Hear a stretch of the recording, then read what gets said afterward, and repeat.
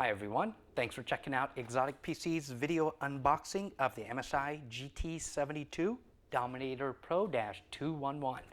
So we got the box in front of us here. Go ahead, it's opened up. It's a shipping box and you want to remove the retail box out of it. So there's the retail box. Just pop open the seal here, pull out the tab.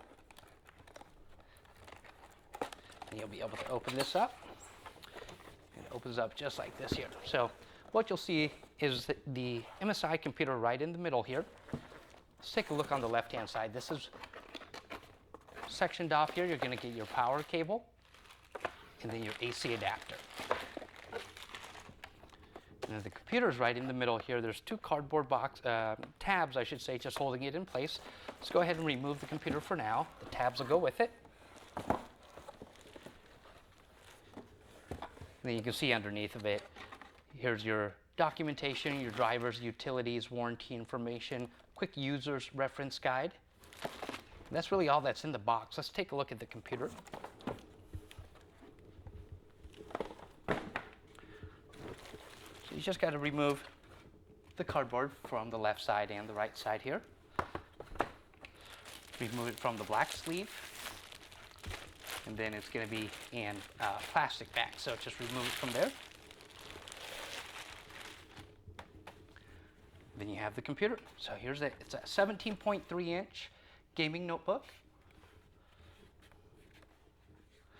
Open it up here, and there you'll see a little microfiber protective cloth protecting the keyboard and the screen for shipping.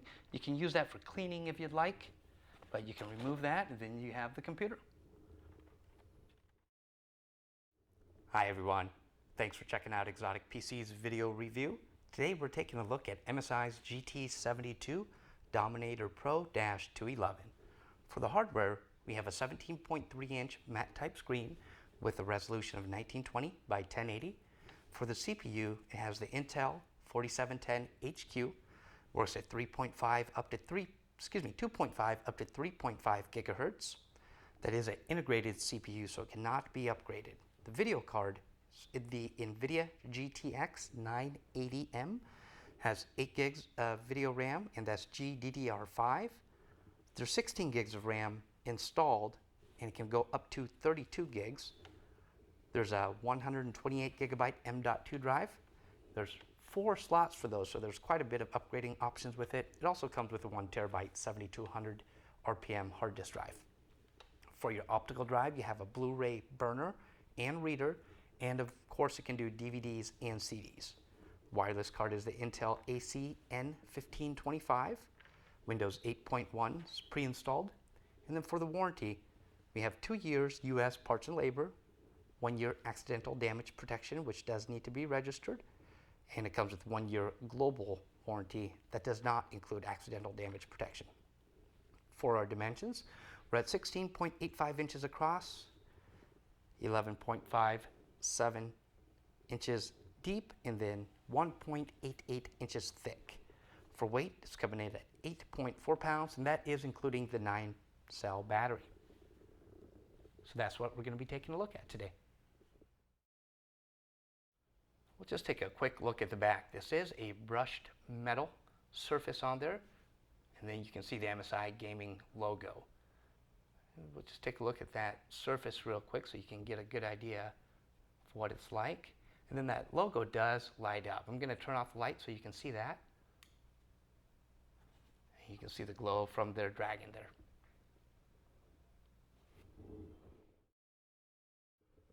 All right, let's take a look at the viewing angles on the screen.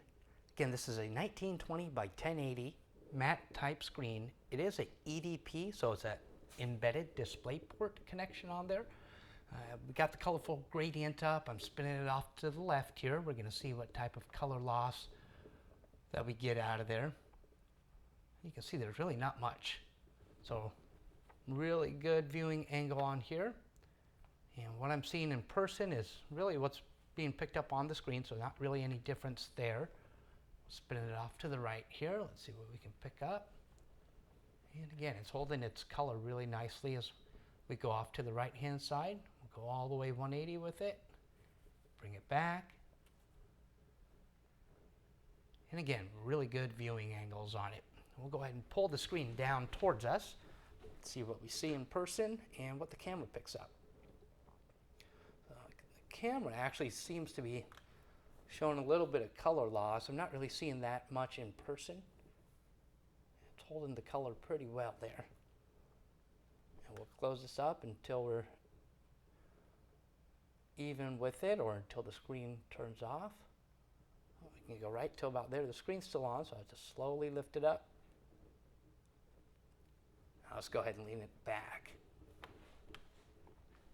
Now these GT72s do have quite a range where you can put the screen back pretty close to 180 degrees.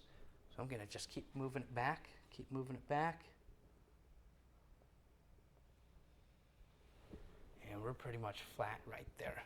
Not quite 180 degrees, but really close. I'll spin it off to the side so you can see where we're at here.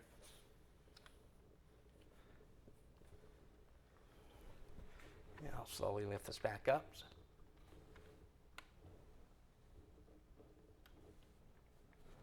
And let's lean it back a little bit and spin it. See where we get to here. All right, so it's really gonna get us a good idea of the viewing angles. Pretty impressed with it. Shouldn't have any issues. Taking a look at the keyboard right now, as you can see, it is backlit, multicolored, zoned. You can also see around the edge, or the perimeter of the touchpad, there's also color around there. The SteelSeries logo is backlit or lit up, and then there's also the two front lights that are lit up too. Let's go back down on the keyboard real quick and give it a good press. This is done by SteelSeries, so as expected, very solid build there, not much flex at all. Especially right down in the middle there. I'm not really seeing anything, particular to the keyboard flexing on there. If anything, the whole computer's moving a little bit. Zoom out a little bit here, and again, we'll go back and talk about the touchpad. There's one solid touchpad here. It is flush with the rest of the touchpad. We got the left click and the right click here. You may not be able to see those. Those are separate, and there's a little marker going down the middle of it. So you can kind of feel that. So it's not one solid piece. You got the touchpad and then the left and right click. Now, you can control all these colors by the built-in SteelSeries engine. Let me change that up a little bit here. I'm gonna, it's opened up. What we'll do, we'll just go over to the settings real quick here so you can take a look. I should go to colors. So here's the left zone, middle zone, and right zone. You can change the colors by just clicking on it if you want to do that and pick any color that you want. We'll just leave it as it is. Here's the SteelSeries logo, so you can change that color if you want. You can change the color going around the touchpad and then the front lights. So those are all customizable. If I didn't want those red and I wanted them some type of green instead, hit OK that. It'll preview it for you. It won't quite change it yet until you click OK and get out of the program. Let me do that for you real quick. So you can see there, it's red. I'll go ahead and save.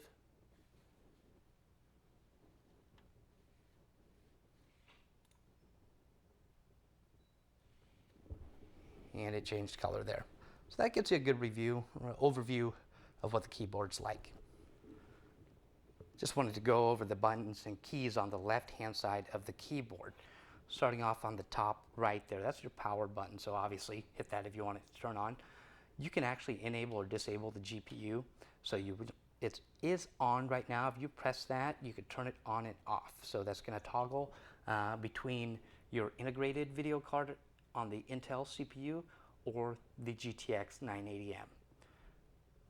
Button in the middle here, that's your fan turbo boost. So if you want to get a little bit better cooling, just hit that, and then the fans will slowly ramp up. You'll be able to hear that. You probably can't pick it up right here, but in person you'll hear them slowly start to ramp up.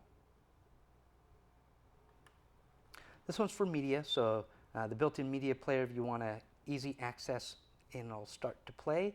And then the bottom one is for your Steel series. Now you may have noticed that the keys are changing colors by themselves, and that's because I turned that on. So it's just gonna kind of breathe, if you will, cycle through different colors, and it's changing all the colors from the touchpad to the front two and the keyboard. Let's take a look at the ports going around the computer. Starting on the left-hand side, we have 1, 2, 3, 4 USB 3.0 ports. Followed by that, you're going to see 4 your audio ports. So there's a line in, a line out, microphone, and then a headphone, and then followed by your memory card reader. So like your secure digital card, SD card, you can put that right in there. On the front left, there's going to be 3 status indicator lights that are kind of built in there. You can see how that's a little bit brighter right there. The first one's just letting you know that there's Wi-Fi. Second one is if you are plugged in to power. I'm not, so it's not plugged in. And then that third one there, you may be able to see that. That is hard drive activity light. So if that's blinking, there's some read-write going on to the hard drive. Spin it off to the right-hand side here.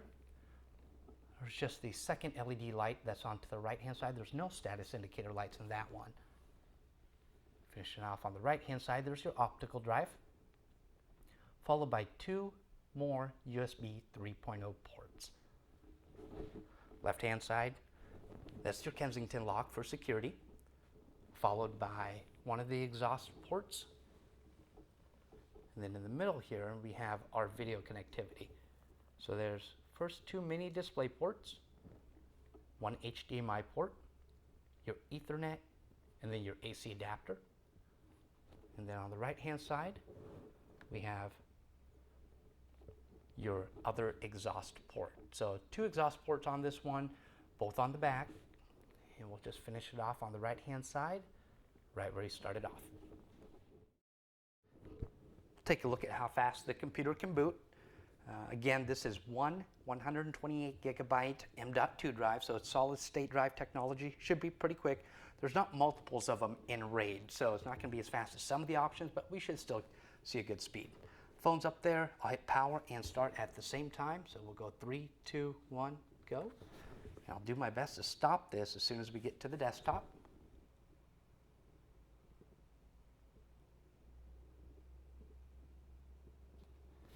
Well, it didn't stop, but it was right at about 10.5 seconds is where it should have stopped there. So that's still really fast boot times, 10 seconds from a cold power state to desktop control.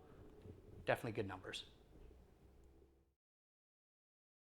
We'll just take a quick look at the disk speed numbers. Again, this is an M.2 drive, so solid state technology, right where we want it to be there for SATA 3 speeds. You're seeing a read of almost 500 megabytes per second, and then a write speed of 324.6 megabytes per second. And then you can see all the other benchmarks that they do right there. And then, as mentioned earlier, this does have 1 drive. It can have up to 4, and those can all be rated together. You'll get quite an increase of speed if you do that.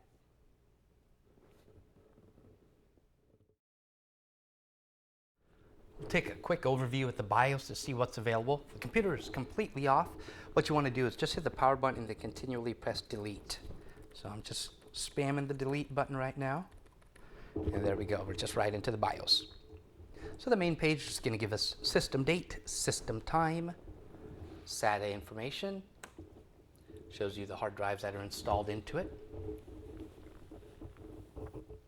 And then system information. BIOS version, EC version, CPU installed, RAM installed, and so on. Go over to the Advanced tab.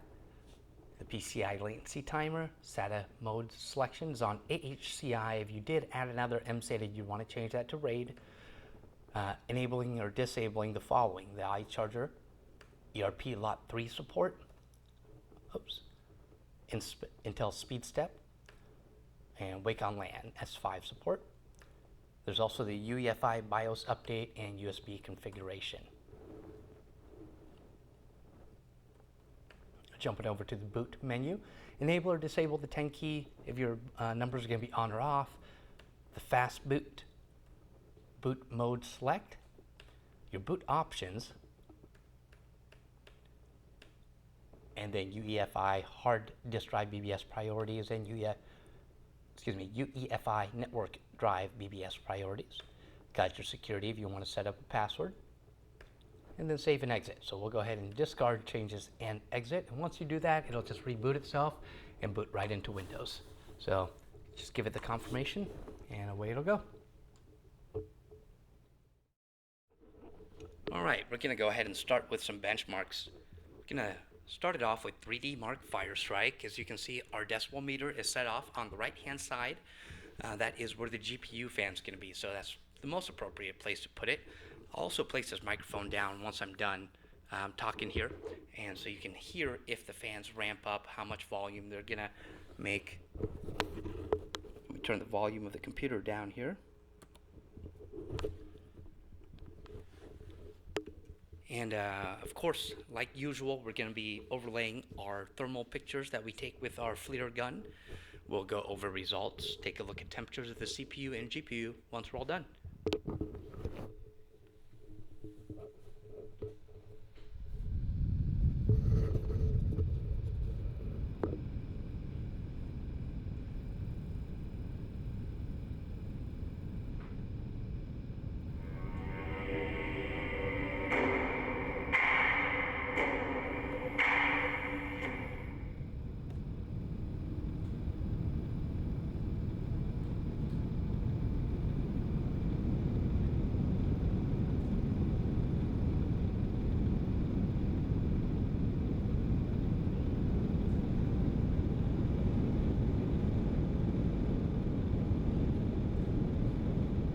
All right, 3D Mark Firestrike's finished up here. We see a score of 8,067, graphics score 9,474, physics score 8,973, and a combined score of 3,562. I did want to note these are with the brand new release drivers. These are the 344.24, which NVIDIA just released specifically for the 970 and 980 cards. So if you get one of these computers, you're going to want to upgrade the drivers as soon as you can.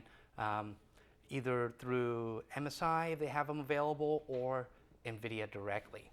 Let's take a look at the CPU temps. I got hardware monitor right here. So we're at upper 60s, lower 70s, 69, 70, 72, very respectable CPU temperatures for a benchmark program. Hardware monitor was actually also picking up the GPU. So let's see if it's showing here. Where'd it go?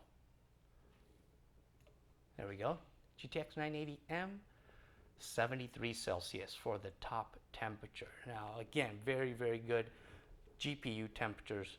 You know, if you've watched any of the previous gen benchmarks, you're seeing mid 80s, upper 80s. So very good cooling system in this computer. I did also have MSI Afterburner running, so let's just verify. Yep, 73 is also what it's showing there. So let's run a couple more benchmarks and see what the numbers show us. We're finished up with 3D Mark Skydiver. So let's take a look at the points that we got here. Score of 21,176. Graphics score 29,524. A physics score 9,000. And a combined score of 19,405. Let's pull up hardware monitor. Check out the CPU scores, or CPU temperatures. A little bit higher than 3D Mark Firestrike. We were seeing 71, 74, up to 77. Scroll down a little bit and find the GPU, 74. So still very good temperature on the GPU. And let's just double check. And we're also seeing 74 on MSI Afterburner. We'll run one more 3D Mark 11 and see what the results on that is. All right, 3D Mark 11 is all finished up. This will be the last benchmark that we're going to look at. As you can see, the score there, 10,935. Graphics score, 12,670. Physics score, 7,767. And a combined score of 7,730. Let's take a look at the temperatures. We've got hardware monitor here. Let's take a look what it's telling us. So more kind of in between what we've just seen. So upper 60s, one at 69, and then lower 70s, 71 and 72. And then let's take a look at the GPU temperature here. We're looking at the 980, 71 Celsius there. Since we looked on the other ones, let's just verify that's what we're seeing on MSI Afterburner. Yep, so the same there. So very good results, numbers right where we need them to be. Pretty quiet for the fan noise on there, and of course really nice temperatures, CPU and GPU wise.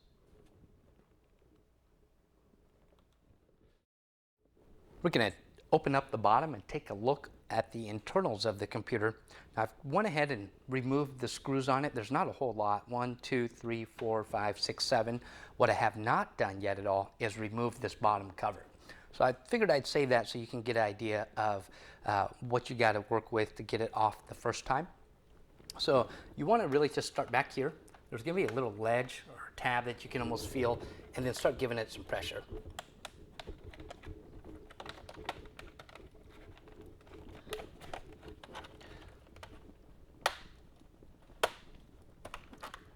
You'll hear it start to pop. There we go.